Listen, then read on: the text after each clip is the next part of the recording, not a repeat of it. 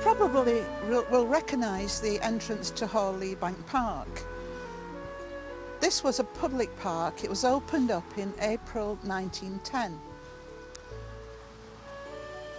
If we look to the right, you'll see the tunnel that many of us went through when we were kids to the other side, and the other side we called the bonk. I'm going to go a little bit further into the park. It's a lovely autumnal day, so I'm enjoying this walk. Well, this is a little personal story. I'm sitting on the stone in Hawley Bank Park where I received my first kiss when I was 12. And I'm not going to tell you who it was, but I've never kissed a boy before, and this is where it was.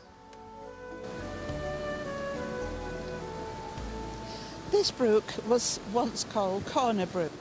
Now it's called Hawley Brook. It goes through to Daisy Hill, goes into Greenvale Lodge, then on to Pennington Flash, and then ends up in the Mersey Basin.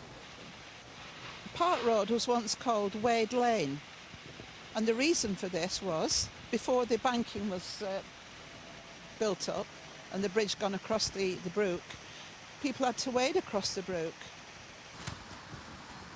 There used to be a bridge across here, a little wooden bridge.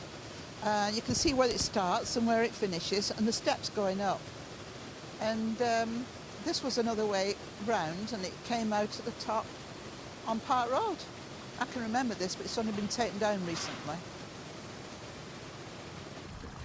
We're standing, it's a bit slutchy, but we're standing near the Great Stone, which was from Park Road. It was from the Great Stone Farm, which was just opposite.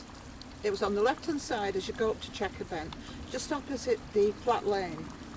And they must have wanted to preserve this old stone, so they must have rolled it all the way down Park Road and all the way through the park for it to be for posterity. This is the wishing well. Have you got a penny, Ted, to make a wish? Well, this is what we used to do. We used to throw all our pennies and make a wish. Mine came true quite a lot, especially the one about being kissed by that 12-year-old boy. No. This used to be the rose garden, a formal garden, very well tended. It's still a nice place to be on a nice autumn day.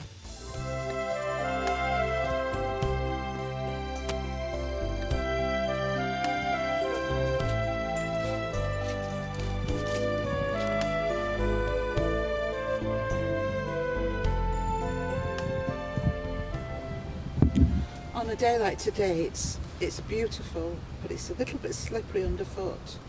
But this is a wonderful path. It's just after the rose garden, and it turns off left. And there are some lovely diagonal set stones, and this leads up to Kiln Cottage, where Old Mary and Daniel Hayes lived. I'm sitting in Mary's cottage now. I'm sure it would have been more comfortable had she been here, but she was around in the 1860s and 70s, and this was a little cottage called Kiln Cottage, after the brick kiln which must have been nearby. She was a silk weaver, and Daniel was a banksman at the colliery.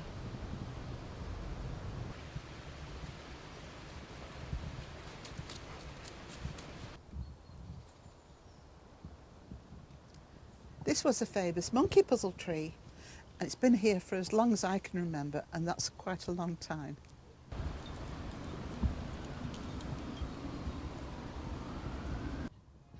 This is the heart of the park. This is how we remember it.